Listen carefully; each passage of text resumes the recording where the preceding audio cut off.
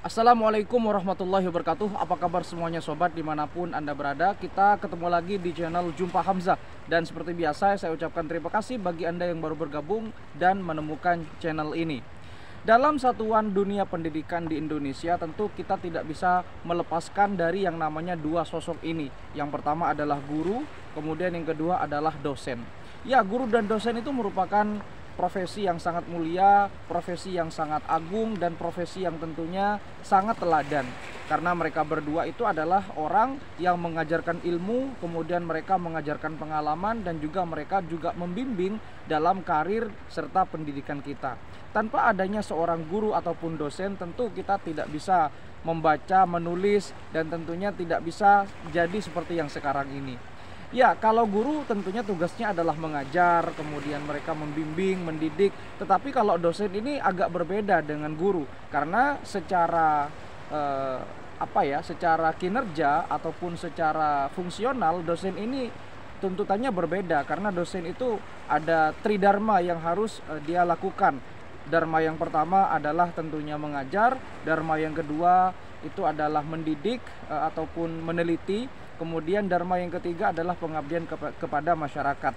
Ini yang menjadi perbedaan antara guru dan juga dosen. Walaupun mereka berdua sama-sama mengajar dan juga mendidik. Tetapi permasalahannya adalah ada guru honorer dan juga dosen honorer. Nah, ini yang akan kita coba kaji di channel ini. Apa sebetulnya permasalahan dari dosen honorer ini? Kenapa kesejahteraannya dalam tanda kutip ya? Kenapa kesejahteraan dosen honorer ini ternyata 11-12 dengan guru honorer? Ayo kita lihat seperti apa dosen honorer. Putar dulu intronya.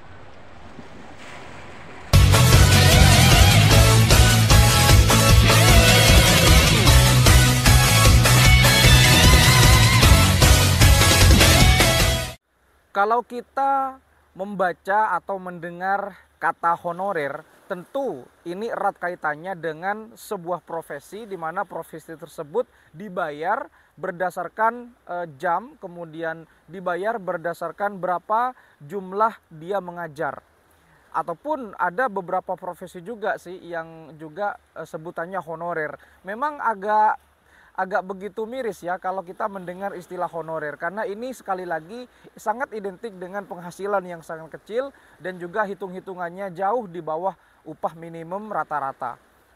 Ya tentunya profesi apapun itu, yang jelas honorer ini masih tetap menjadi polemik dan menjadi masalah yang sangat besar di Republik ini. Ya tentu kalau kita mengacu kepada kesejahteraan, para honorer di Indonesia itu tentunya sangat tidak layak, karena juga mereka butuh makan, mereka juga butuh uang untuk yang lain-lain, keluarga, internet, bensin, dan lain sebagainya. Nah, di Indonesia itu tentunya masalah-masalah tentang honorer ini tentunya masih terus berlanjut, tidak hanya guru tetapi juga di bidang perguruan tinggi.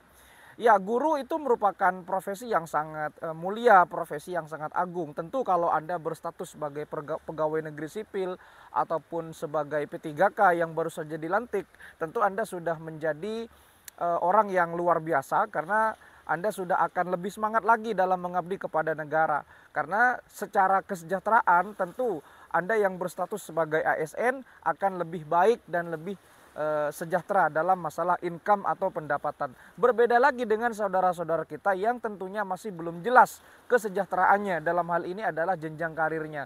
Mereka masih berstatus sebagai honorer. Oke, tentu kalau misalkan sebagai guru ada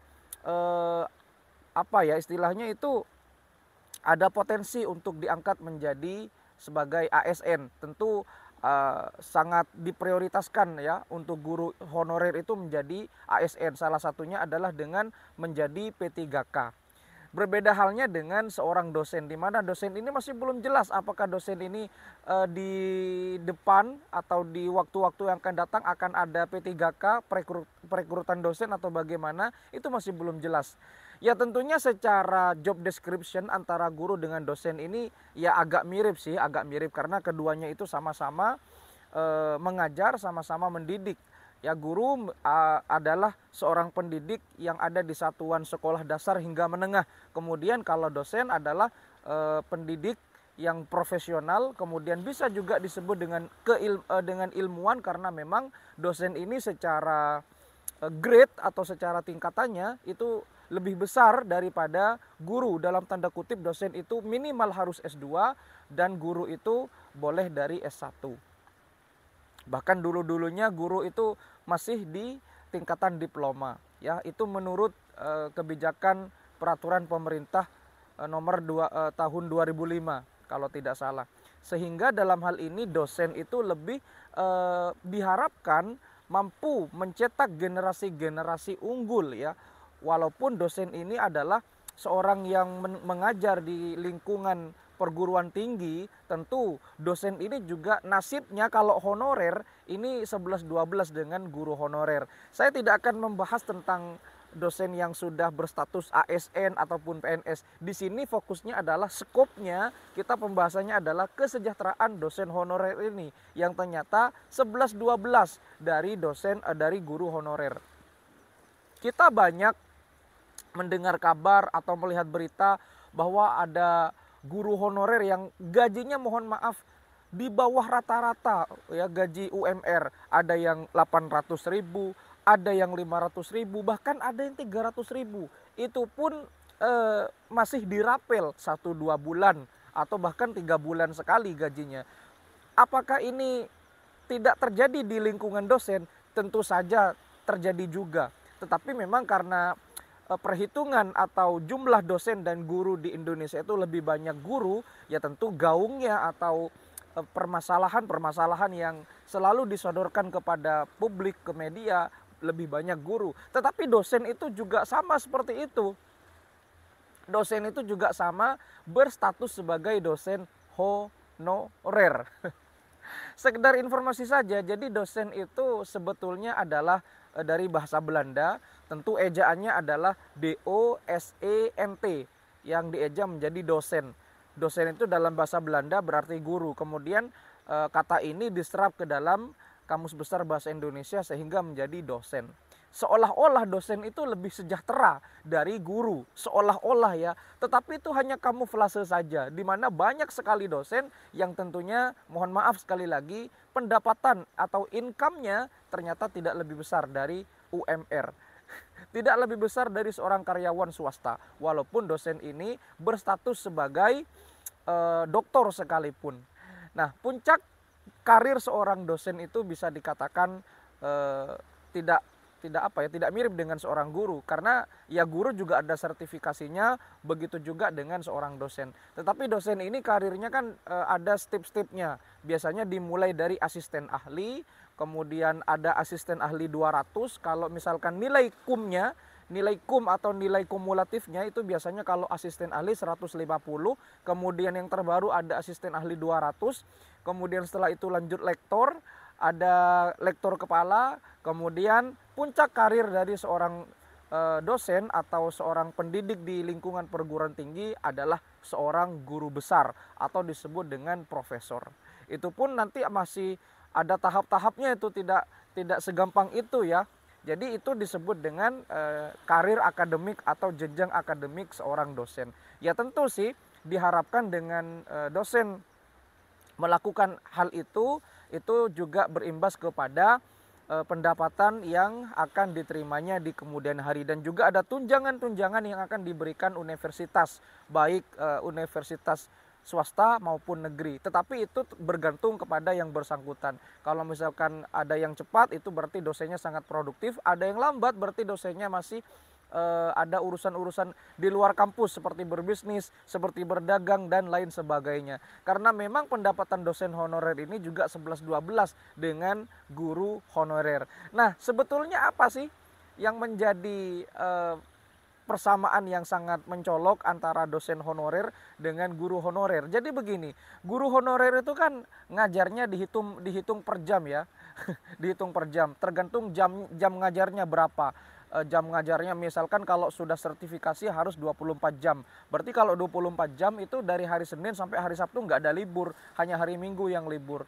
Atau minimal katakanlah 10 jam atau 15 jam, sehingga nanti gaji yang diberikan kepada guru yang bersangkutan itu berdasarkan jam ngajarnya, ya berdasarkan jam mengajarnya. Memang di beberapa sekolah ada yang mendapat uang transport, ada yang mendapat uang tunjangan. Tunjangan misalkan ketika Anda menjadi wakil sarana dan prasarana, wakil kepala sekolah, wakil kurikulum dan seterusnya. Itu bergantung kebijakan masing-masing sekolah, tentunya sangat berbeda. Ketika sudah menjadi guru honorer, tentunya semangatnya juga menggebu-gebu karena memang ada sertifikasi, ada program pemerintah yang tentunya bernama P3K. Begitu juga dengan dosen. Dosen itu biasanya gajinya itu berdasarkan tatap muka atau SKS, satuan kredit semester. Di mana biasanya dosen itu maksimal tidak boleh lebih dari 4 mata kuliah dalam satu semester. Berbeda dengan ketika mengajar mata kuliah MKU atau mata kuliah umum. Karena memang kalau MKU itu lintas prodi ya, atau lintas jurusan di fakultas, karena biasanya ada di bawah naungan fakultas begitu. Saya juga bukan pendidik, saya juga bukan dosen, tetapi kan saya juga punya banyak teman profesi-profesi dosen itu. Kalau saya salah silakan dikoreksi di kolom komentar. Nah, gaji dosen itu berdasarkan SKS ataupun berdasarkan tatap muka. Yang masing-masing nominalnya, masing-masing kampus tentunya berbeda. Semakin kampusnya benefit ataupun semakin banyak jam mengajar dosen itu, maka juga semakin banyak pendapatan. Begitu juga sebaliknya, ketika dosen itu ngajarnya sedikit, jam ngajarnya sedikit, maka pendapatannya juga sedikit. Yang tentunya ini juga kembali lagi, masing-masing kampus tentunya memiliki kebijakan-kebijakan yang berbeda-beda untuk menggaji dosen honorernya. Ya, sekali lagi saya tidak membahas tentang dosen ASN ya. Yang dibahas di video ini adalah dosen honorer. Nah, ketika hari libur, misalkan libur semester ganjil, semester genap, dosen itu tidak mendapat apa-apa, tidak mendapat gaji apapun. Ya memang ada beberapa kampus yang menggaji dosennya ketika libur. Misalkan tunjangan dosen wali, ya seorang dosen wali di beberapa kampus itu ada yang mendapat nominal 200 bahkan sampai 500. Atau dosen yang ber-NIDN, yang memiliki nomor induk dosen nasional. Ini sama dengan NUPTK ya. Guru yang memiliki NUPTK dengan guru yang tidak memiliki NUPTK itu kan berbeda. Nomor urut pendidik NUPTK ya mirip-mirip dengan NIDN lah. Jadi di kalangan kampus biasanya dosen yang ber-NIDN dengan yang non-NIDN itu biasanya berbeda tupoksinya. Ya, job desk-nya biasanya lebih banyak atau lebih dimaksimalkan dosen NIDN karena diharapkan dosen NIDN ini akan lebih banyak memiliki tanggung jawab secara kelembagaan ataupun secara pribadi kepada kampus tempat mereka mengabdi. Ya memang dosen-dosen honorer yang ada di Indonesia itu tidak hanya mengajar sebenarnya ya, ada tridharma yang mereka harus lakukan sebagai bentuk tanggung jawab profesi mereka. Dharma yang pertama tentunya mengajar, dharma yang kedua adalah meneliti, dharma yang ketiga adalah pengabdian kepada masyarakat. Biasanya dosen-dosen yang ada di Indonesia itu yang berstatus sebagai honorer, dharma yang pertama tentunya sangat mudah ya, mengajar dan juga mendidik. Tapi dharma yang kedua dan ketiga agak sedikit sulit karena mereka harus meneliti. Ini yang membedakan antara guru dan juga profesi dosen. Di mana meneliti itu ada biasanya per semester itu harus membuat jurnal, baik jurnal nasional ataupun jurnal internasional, yang tentunya ini juga berdampak kepada jenjang karir dosen tersebut ya, seperti yang sudah disebutkan di awal-awal video tadi, mulai dari lektor hingga ke seorang profesor. Ada yang cepat, ada yang juga lambat, ada yang juga stagnan. Begitu. Tetapi masalah-masalah dosen honorer tidak hanya di masalah pendapatan saja. Mereka juga harus menyelesaikan administrasi yang sangat ribet. Mereka harus menyelesaikan BKD, mereka harus membuat RPS, mereka harus membuat silabus dan seterusnya. Sama dengan guru honorer. Tetapi memang karena guru honorer ini jumlahnya lebih banyak dari dosen, maka dosen itu seolah-olah terlupakan. Padahal masalahnya sama, masalah kesejahteraan begitu. Ya, saya mendapat sumber ya dari sumber yang agak kredibel ya di Detik Finance. Anda bisa lihat di tabel berikut ini. Jadi menurut Menteri Keuangan Sri Mulyani, tabel-tabel yang sudah ditampilkan ke Anda ini itu adalah besaran pendapatan seorang dosen ya di satuan tingkat pendidikan perguruan tinggi. Ya memang beda-beda, tetapi memang secara umum inilah rincian yang akan didapatkan seorang dosen sesuai dengan jenjang karirnya atau jenjang akademiknya, seperti itu. Sangat kecil sekali, bukan? Kalau kita komparasikan dengan pendapatan dosen atau guru yang ada di luar negeri, katakanlah jangan jauh-jauh, di negara tetangga kita saja seperti di Singapura, Malaysia, Brunei, itu jauh berbanding terbalik pendapatannya. Makanya seorang dosen honorer itu biasanya mereka tidak hanya mengajar, tapi mereka juga banyak mengajar di berbagai kampus. Banyak mengajar di berbagai kampus. Tujuannya adalah ya untuk sekali lagi untuk memperbaiki pendapatan dalam hal ini ya. Ya memang sangat miris sih. Memang hal ini harus diperhatikan oleh pemerintah. Mudah-mudahan ada kebijakan-kebijakan baru yang akan diambil oleh pemerintah. Dalam hal ini adalah Kementerian Pendidikan Ristek Dikti. Mudah-mudahan dosen honorer ini juga selalu diperhatikan. Jangan lagi dibebankan oleh administratif yang tentunya sangat mengganggu kinerja mereka. Mereka sudah capek-capek mengajar, sudah capek-capek untuk mengurus ini dan itu, membuat RPS dan seterusnya. Tetapi bayarannya kecil sehingga masih disiksa lagi. Mohon maaf ya, kata-kata saya bukan menyiksa, tapi memang dosen itu sangat terbebani dengan hal-hal administratif semacam itu ya. Ya marilah ada perbaikan-perbaikan lah untuk pemerintah, ada perhatian-perhatian khusus yang harus dilakukan, yang harus diambil langkah strategis seperti apa kepada para saudara-saudara kita yang berprofesi sebagai dosen honorer. Karena sebutan dosen honorer itu sangat tidak pantas lah. Masa iya sih ada honorer di bidang pendidikan begitu. Ya kalau kita kembali lagi kepada passion ya, kalau seorang dosen itu passionnya ngajar ya, ada juga yang rela tidak dibayar karena mungkin rela mengabdi atau ikhlas mengabdi, tetapi ya ujung-ujungnya kan kasihan juga kepada keluarganya. Mereka harus menafkahi anak istri di rumah, mereka harus menafkahi dirinya sendiri, uang bensin, uang internet, uang kebutuhan sehari-hari. Sehingga ya Anda tahu sendirilah bagaimana kondisi-kondisi honorer dan juga kondisi-kondisi guru-guru ataupun dosen-dosen yang ada di Indonesia ini. Padahal dosen itu kan seharusnya lebih secara apa ya, secara kasat mata dulu dah. Itu dosen itu seharusnya lebih tinggi dari guru, tetapi banyak pendapatan dosen yang malah lebih rendah dari seorang guru honorer. Ya memang ada sih beberapa pendapatan tambahan seperti misalkan masuk ke dalam manajerial, misalkan jadi sekretaris prodi, jadi kepala prodi, jadi panitia-panitia, misalkan panitia UTS, panitia UAS, kemudian koreksi soal, bimbing skripsi, jadi dosen pembimbing lapangan ketika KKN, yaitu memang siklus tahunan ya. Tetapi memang di guru juga ada seperti itu kan, mereka buat tugas, kemudian ngoreksi UTS dan UAS sama juga. Di guru juga ada yang jadi panitia wisuda, begitu. Walaupun di guru itu tidak ada guru terbang ya, di dosen juga ada dosen terbang, dosen yang disebut dosen luar biasa gitu. Dosen yang mengajar di beberapa kampus sekaligus.